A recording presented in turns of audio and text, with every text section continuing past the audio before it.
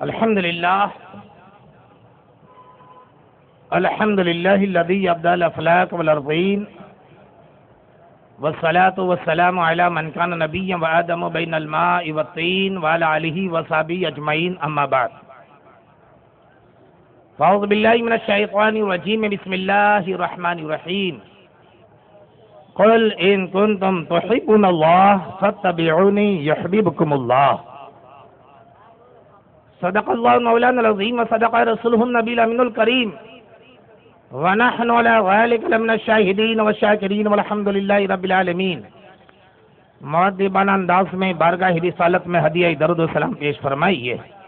اللہم صلی علی سیدنا و مولانا محمد معدن الجود والکرم والی وصحبہ وبارک وسلم۔ ایک بار اور ہدیہ درود و سلام پیش فرمائیں۔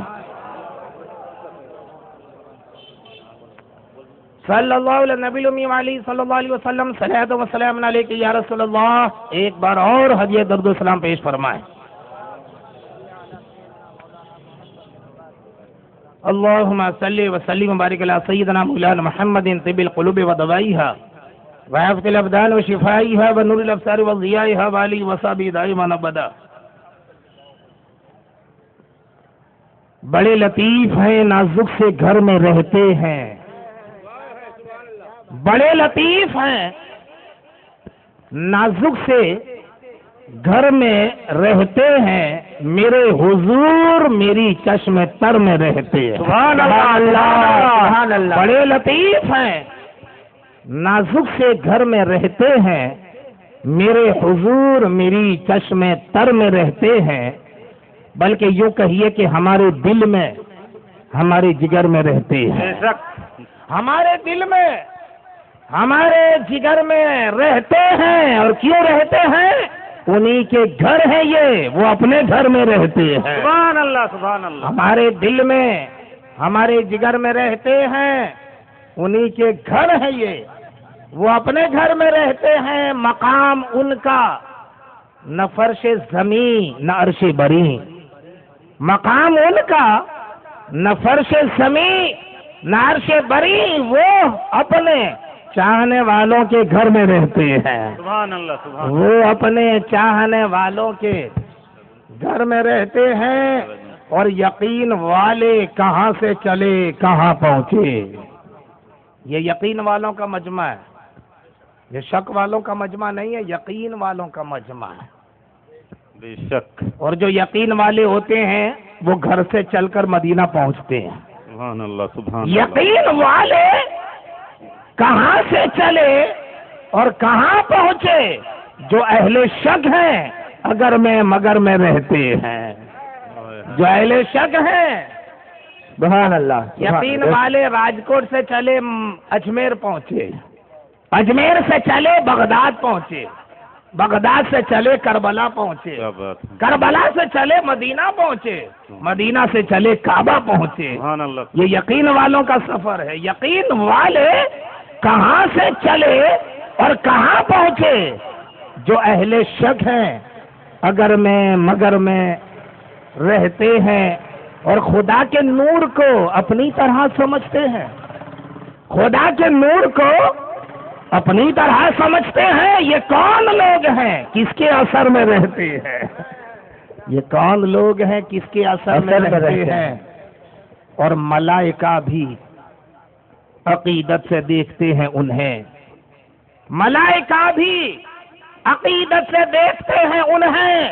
وہ خوش نصیب جو نبی کے نگر میں رہتے ہیں، وہ خوش نصیب جو نبی کے نگر میں۔ نبی کے نگر کا کیا کہنا؟ سرکار اعلیٰ حضرت کہتے ہیں حرم کی زمین اور قدم رکھ کے چلنا، حرم کی زمین اور قدم رکھ کے چلنا، ارے سر کا موقع ہے وہ جانے والے۔ یہ مدینہ المنورہ ہے، پہلے یثرب تھا، یثرب جہاں کی مٹی سے بیماریاں پیدا ہوتی۔ سرکار پاک کے قدم مبارک نے یثرب کو مدینہ بنا دیا۔ سبحان اللہ سبحان اللہ۔ مٹی کی خاصیت بدل گئی، جس خاک سے بیماریاں پیدا ہوتی تھی، قدم رسول نے اسی خاک کو خاک شفا بنا دیا۔ سبحان اللہ سبحان اللہ۔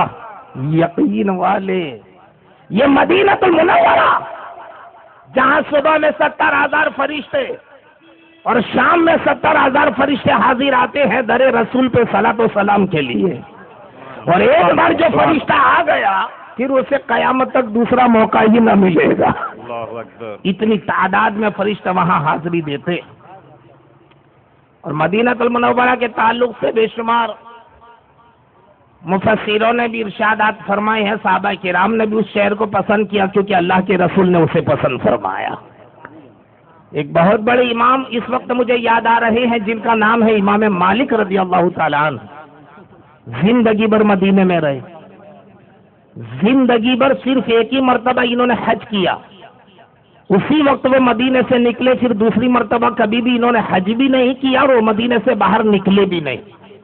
کسی نے پوچھا حضور آپ نفلی حج کر سکتے ہیں؟ ہم لوگوں نے کئی بار نفلی حج کر لیے، آپ ایک ہی حج کر کے کیوں رک گئے؟ امام مالک فرماتے ہیں مجھے یہ بتاؤ کہ زندگی میں کتنی مرتبہ حج فرض ہوتا ہے؟ کہا ایک بار۔ تو کہا جو فرض تھا وہ میں ادا کر چکا، اب نفلی حج کے لیے در رسول نہیں چھوڑوں گا۔ سبحان اللہ۔ نفلی حج سے زیادہ بہتر سمجھتا ہوں ان کے روزے پہ پڑے رہنا۔ یہ کون بول رہا ہے؟ امام مسلک، امام مجتہد، جس کے نام سے آج تک ایک سلسلہ، ایک مسلک جاری ہے۔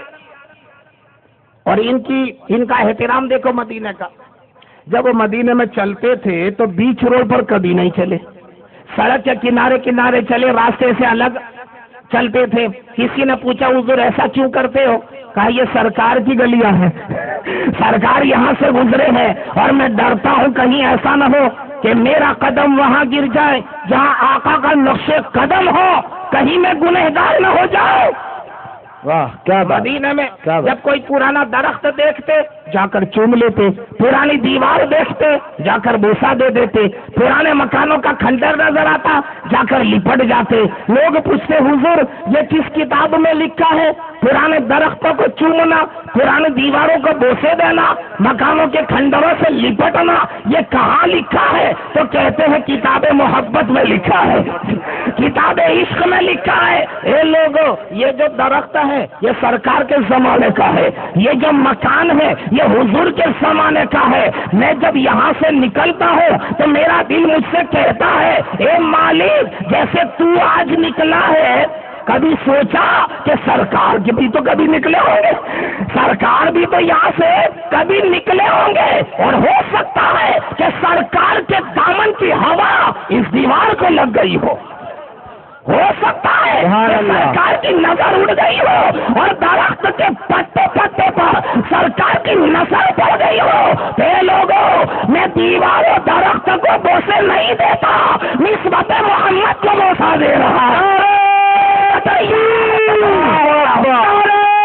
جشن ولادت مصطفیٰ، جشن ولادت مصطفیٰ، نسبت جس دیوار کو نبی کے دامن کی ہوا لگ جائے، اتنا بڑا امام اسے بوسا دے۔ جس درخت کو سرکار کی نظر لگ جائے، اتنا بڑا امام اسے بوسا دے۔ تو اب ہم سے مت پوچھنا کہ آل رسول کے ہاتھوں کو بوسا کیوں دیتے ہو، اب ہم سے نہ پوچھنا کہ مزاروں کے غلافوں کو، چادروں کو چومتے کیوں ہو۔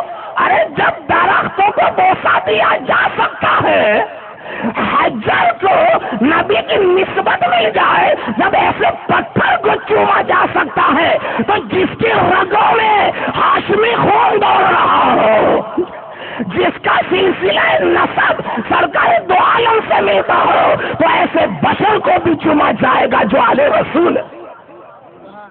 ذرا سا خیال کریں نسبت کہاں سے کہاں لے جاتی ہے۔ ملائکہ بھی عقیدت سے دیکھتے ہیں انہیں، وہ خوش نصیب جو نبی کے نگر میں رہتے۔ نسبت کا منظر دیکھنا ہو تو وہاں جاؤ، حرم شریف،